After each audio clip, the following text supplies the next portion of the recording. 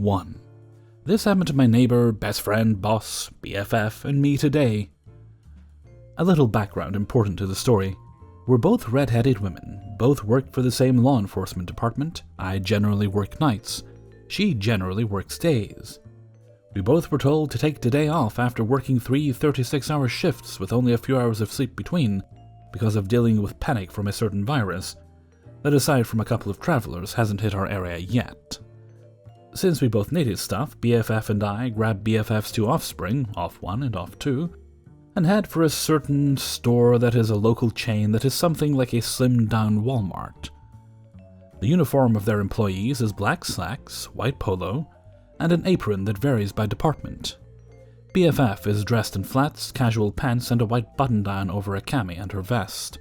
I'm in blue jeans, knee-high, boots, and a department t-shirt over my vest. In other words, nothing like the store's uniform. Plus we have, belts with handcuffs, guns, and holsters. We're in the store for about half an hour. I'm pushing one cart, off 1 is pushing the other, while BFF is holding off 2 in one arm and pulling things off the shelf with the other. Suddenly, we hear a loud crash and a scream in the next aisle. BFF passes off 2 to me, telling me to watch her, and heads over to the next aisle. She barely makes it around the corner when I hear her call for me. I set off 2 down, tell her to wait with off 1 and come around the corner. Here is the sight I see.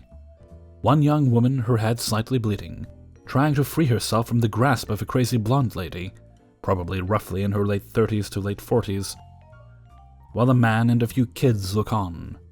Crazy lady looks up at BFF and immediately says, "Oh good, are you the manager of this shitty store?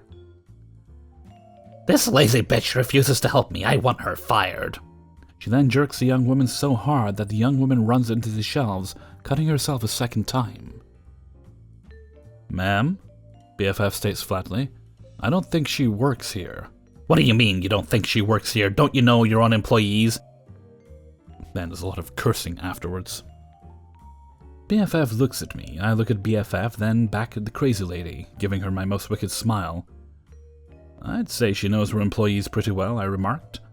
"However, that lady doesn't work for this store. She's not wearing the uniform." "Tell your fucking security grunt to be silent," crazy lady spouts off. "Mama?" One of the kids urgently states. "I don't think she's security." "Shut up, Marco. Can't you see Mama's talking to the manager?" "Ma'am, I'm not the manager," BFF says, pointing to the store manager who is now hurrying over. "He is. Now let go of the girl. I won't ask again." She starts reaching for her handcuffs. She then goes off on a tear of cursing with accusations of racism thrown in. Rather ironic, considering this crazy lady was paler than I am, which is saying something. At that moment, off 2 came running around the corner. "Hey, is it okay if I—" Crazy lady finally let go of the terrified and injured girl, and then grabbed off 2, flinging her halfway down the aisle. "Stupid brat, you wait your turn, you stupid little—" Wham! Crazy lady stopped talking as she ricocheted off the shelves. "Don't ever touch my daughter again," BFF said as she tried to handcuff Crazy lady. At this point, the man had been standing with the kids, tries to grab onto BFF, and winds up taking a knee to the groin for his trouble. Crazy lady takes advantage of the moment, pushes BFF off, grabs the jar off the shelf to swing towards BFF's head, and freezes as she realizes I've drawn my weapon. Her eyes go wide. "I'll call corporate and have you fired for this," she hissed. I guess Crazy lady didn't see anything wrong with having a weapon herself and trying to use it, but somehow someone else with a weapon stopping her from potentially killing someone else is a bad thing. "Mama," the little boy screamed, "I've been trying to tell you they don't work here. That lady is police. Look at her shirt." The lady looked down at my shirt, and she definitely got that look people get when they realize they're in serious trouble. Wish I could say the fight left her then. Instead, as she was Mirandized, she kept insisting that she had done nothing wrong, and that she was being entrapped by the police. After Crazy lady and the men that tried to grab BFF were cuffed, given their rights, and sat on the floor, the manager helped me watch over the 2 while BFF went and checked on off 2, while we waited for someone actually on duty and for medics to arrive. The entire thing took maybe 5 minutes from the time we heard the crash until the end, another 10 for co-workers and medics to arrive. The young woman that was first assaulted had to go to the hospital to be checked out. Poor girl was really scared she was going to catch something at the hospital. Off-2 had her arm broken and also had to go to the hospital. The man and kids turned out to be her boyfriend and their children. Crazy Lady and boyfriend are now in jail for the foreseeable future since the courts are closed. Crazy Lady's kids are going to social services. BF was still in the process of applying for his green card. Now he probably can't get it and may be facing deportation at the end of all this. Since the injured girl, BFF, and I couldn't finish our shopping, the manager took our lists and promised that everything would be delivered to our houses tomorrow. Before anyone asks, we are not required to wear our vests off-duty, but most of us do. As for why we have our guns and badges while shopping with kids, in our department certain ranks are required to carry weapons, badges, and cuffs while off-duty. Oh, and this whole thing apparently started because the store was out of toilet paper, and Crazy Lady decided the girl stocking up on pickles must be an employee. Edit.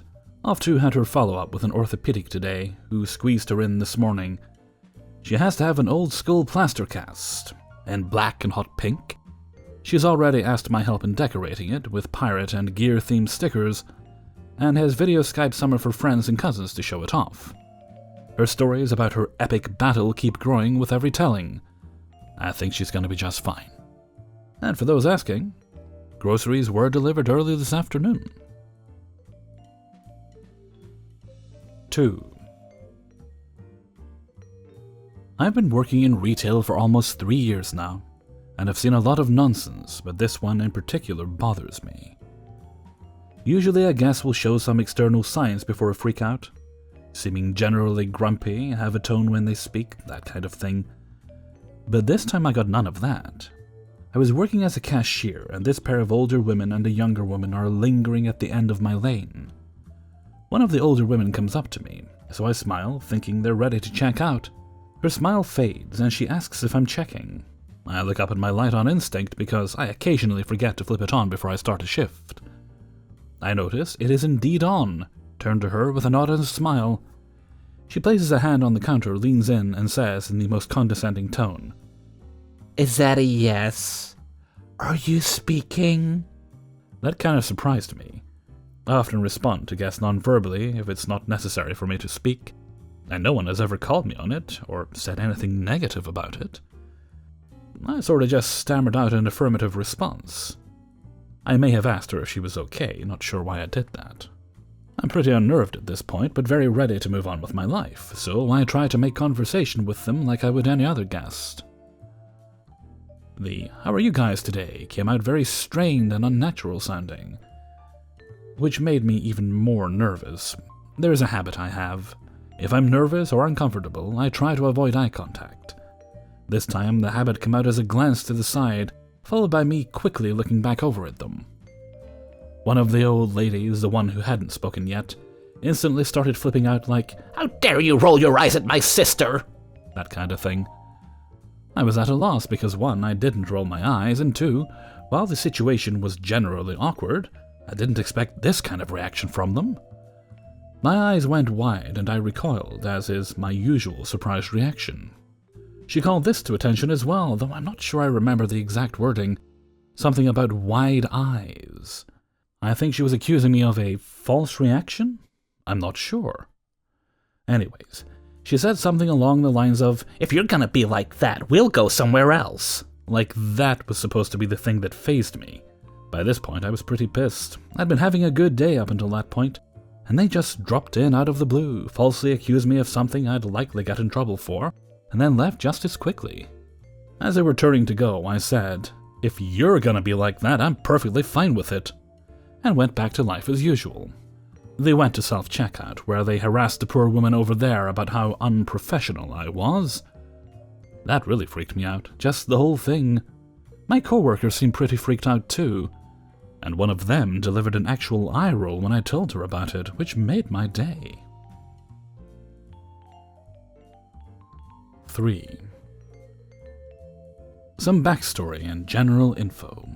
I am female with a somewhat unique name. Yes, this is important. I was 18, I'm 23 now, when I got my first job at a western wear store, and didn't even work there for a full year. We sold mainly cowboy boots and some clothes and accessories that went along with that general theme. I loved working there, and it was a pretty great first job. There were 2 locations, one in my town, and one in the next state. I stayed at one location in my town, and my boss mostly stayed at the other location because she lived closer to it. She also had an employee who would go in between stores as her boss needed it. At first, I thought my boss was a really badass woman. However, that opinion would soon change. You see, she sucked at running a business, and didn't want to keep paying the expensive rent for the building we were currently using. So she moved the store to an obscure location at the beginning of the summer. She admitted that summers were the slowest season, so in my opinion it was not smart to move locations then. She would also avoid regular customers when they would come in to talk to her about their orders taking too long to arrive. I also heard she was a homewrecker, and the guy whose marriage she had ruined would come into the store regularly. Needless to say, she was a bad businesswoman who did whatever she wanted. After she moved the store, we started losing business. She started scheduling less of us, having maybe 2 employees working at once. Then she told me, "It wouldn't hurt my feelings if you looked for another job." Soon we weren't getting scheduled at all. She was running the store by herself and kept saying, "Maybe business will pick up next week and I'll need you." Then one day my mom came home and asked if my boss had moved again. I said I didn't know, then asked why. She informed me that she drove by my work and it looked empty. I told my friend, and soon she drove by and told me that it was indeed completely deserted. I officially didn't have a job anymore. Thankfully, I was working at a barn a few days a week, so I had some kind of income. I did find out that this woman still had her other store open, so I was a little salty. Now the real story. I was chilling at home a few months later, after I found out my boss had deserted us, when I see that she is calling me. I thought it was weird and answered. The call started off very friendly and cheerful, but then her bitchy side came out. The call went something like this. "Hello?" "Hi, OP." "Yes?" "Hi, this is ex-boss. How are you?" "I'm alright. How are you?" "I'm good. Look, I'm calling because you cannot keep calling out of work like this." "Excuse me? What?" "You keep calling out when you should be here working. I have places I need to be, and Tiffany cannot run the store alone." "I have no idea what you're talking about." "Oh, you don't know what I'm talking about?" "No, ma'am, I haven't worked for you in months." She went silent for a few seconds and then hung up. I sat there for a minute, processing what had just happened. I figured she must have had a worker at the other store with the same name as me, and she just called the wrong one. But I have a very uncommon name, so it is unlikely, in my opinion. And if it was a mistake, why not just own up to it, suck it up, and fucking apologize? But instead, like a scared middle schooler, she hangs up. It was in this moment that I lost what little respect I had left for her. I wish there was a better ending, but there isn't. I never heard from her again. I have looked her up and her other store, and turns out she eventually closed that store too. And now she works at an airport. That somewhat makes me happy. Part of me wants to open a store like hers and run it better than she did. We'll see. 4. I work at a relatively new grocery store in a small town in Washington. We've only been open for around 9 months now, and our customer count has been going up recently. So it gets a bit harder to keep track of our customers. I usually work as a cashier most of the week, on the closing shift, but I'll also throw freight in the aisles at least 2 days a week. Anyways, here's the story. So in our stockroom, we have 4 handheld scanners on docks ready to use by employees and managers to check prices, print tags, etc. On St. Patrick's Day, we somehow lost 2 of them. These things are worth a lot of money, and at first we thought 2 managers had just misplaced them. For the past month, they've been trying to track them with the tile trackers they put on each device, and they've always shown to be just outside or even in our parking lot. The owners were obviously confused, and have been trying to figure out what happened to them. Yesterday, I came in for my shift as a closing cashier. I grabbed my uniform from my locker, put on my face mask, and grabbed my headset. As I am in the front office getting my radio, one of the owners grabs my attention and shows me a printout of the security cameras. From now on, I'll just put them as 01 and 02 for owners 1 and 2. So, we found out who took our handhelds. It turns out he just walked straight to the back and just took them off the docks and walked right back out. We're pretty sure you were on your break at that point. Did you see him? The break room is just inside of the stockroom, but there aren't any windows or anything besides a slim one-way window on the door. I didn't see him, but he does look familiar. I'll keep an eye out for him. If you see him, let us know. That's very valuable equipment he stole. Yes, sir, I'll let you know if I see him. I walk out and clock in. So I'm going about my normal shift. I cut my till, do some facing around the store since there are 2 cashiers up front currently. Then it happens, 15 minutes after I switch out registers with the opening cashier. The guy walks right in and grabs a basket. At first, I didn't recognize him. Even on the picture, he just looked like any ordinary guy. Luckily, our front-end manager has years of experience, so she spotted him no problem. So she goes and faces the area he's in, acting like she's making it look pretty, and he's really interested in the chicken. The chicken that's right next to the stockroom. Anyways, a few minutes later, he comes up with a full basket of goodies. As he's talking to me, I hear the manager telling 02 he's in my line, and he's being rung up. I freeze for a second because I couldn't say anything. Luckily, I had a mask on, so he couldn't see my look of shock come across my face. Anyways, 02 comes up and is acting like he's helping me bag, then suddenly starts a conversation with him. Hey, have you gone in this store before? Yeah, a few times. I'm a pretty frequent shopper. Okay, cool. Have you been around March 17th? Not that I know of. Alright. 02 stops bagging. Hang on 1 second, I'll be right back. 02 went to the front office, I'm guessing to grab the printout they showed me earlier, and T, our thief, is just sputtering. Suddenly T looks up, does a 180, and just starts walking out in the middle of my transaction. I actually had to shut down my register so I didn't get a line going. So I then pull out my radio, the mic remote won't work, probably from the rain, and alert 02 he's trying to walk out, and he just Usain bolts out the door after him, probably trying to ask him why he stole the handhelds, and then, as 02 is getting the guy's license plate, T tried to run 02 over with his car, probably in view of the front surveillance camera. So the cops are called, charges were pressed, and now they know who he is. He's probably done this before, now that I think about it, and I'm just in shock. Afterwards, I was profusely apologizing for not noticing it was him in the first place, but the manager just reassured me that I didn't have experience in identifying people like that. She had around 9 years in experience to boot, that's why she was able to spot him. Anyways, let's hope there's an end to that whole ordeal and we can get our 2 handhelds back. I forgot to mention that when he stole those handhelds, he did it with no hesitation, like he knew what he was doing. It was an insane breach of privacy and no one even noticed. 5. I'll be referring to my grandmother in the German term for grandmother, which is Oma. That's just how I was raised to call her and feel more comfortable saying that. If you're having trouble, just substitute grandma anytime you hear Oma. Now, this happened some years ago when I just turned 15. My Oma invited me to Colorado to visit her for a while, and I was all for that since I don't see her too often. A couple days into my stay, we went to buy some groceries. As my Oma was at the other end of the aisle, I was given permission to look for some cereal I might like. That was when I heard someone to the side ask me for some help.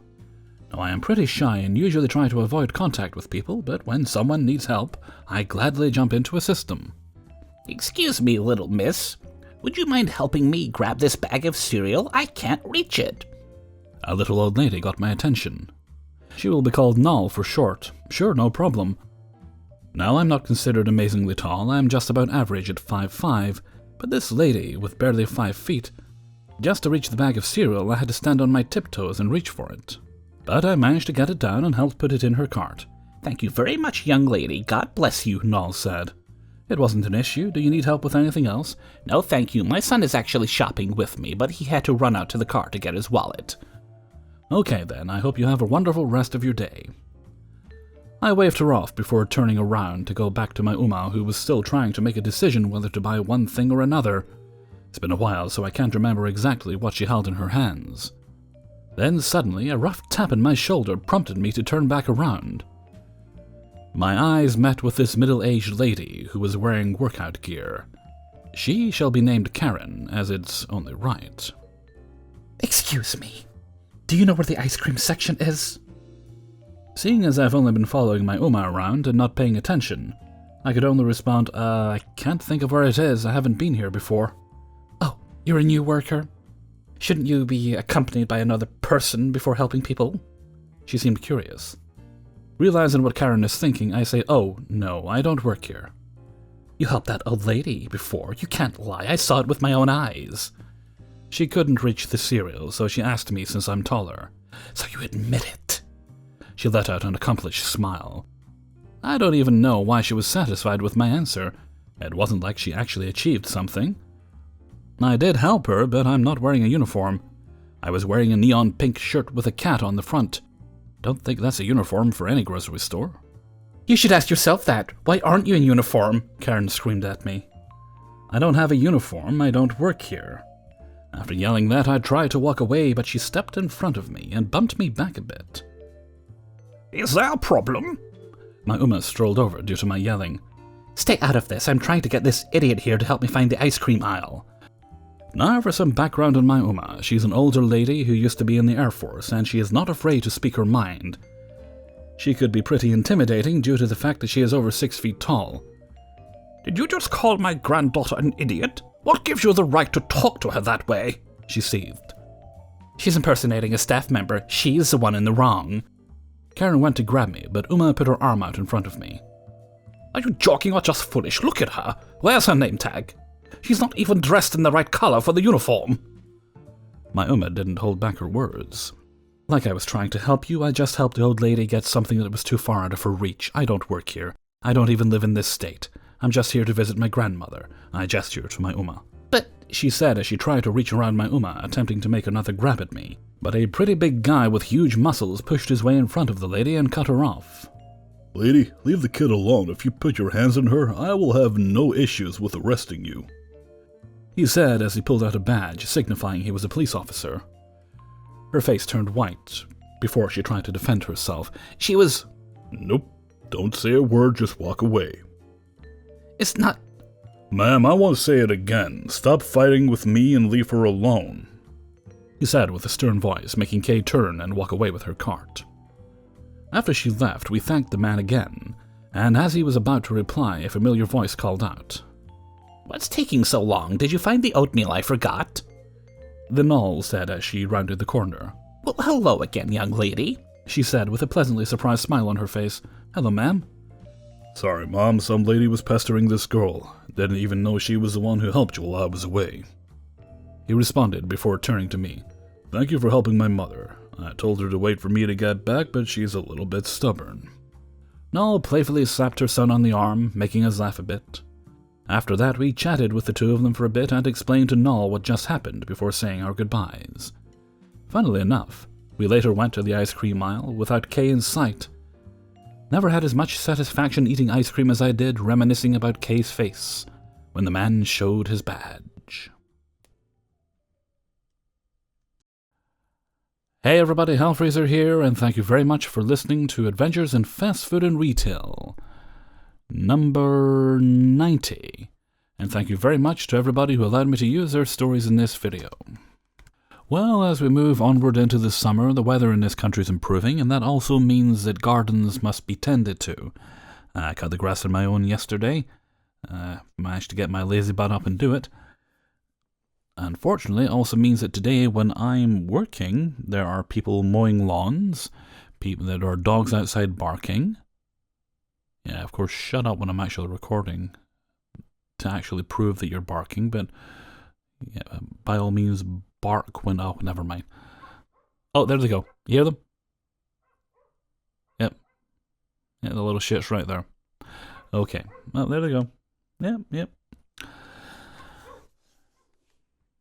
Yeah, we hear you. Oh, and also, this is a fun new one, right? This is like May, and they're letting off fireworks. 3 in the afternoon, and they're letting off fireworks. I mean, what the hell is that about? It's not even deliberate. Not like they know I'm recording. Well, the dogs might, they've got good hearing. But it's darned annoying. Still, I can't complain too much. I did get my actual recording on at a decent time today. And with those grumbles, I'm going to head off for now. So until next time, thank you very much for listening, and take very good care of yourselves.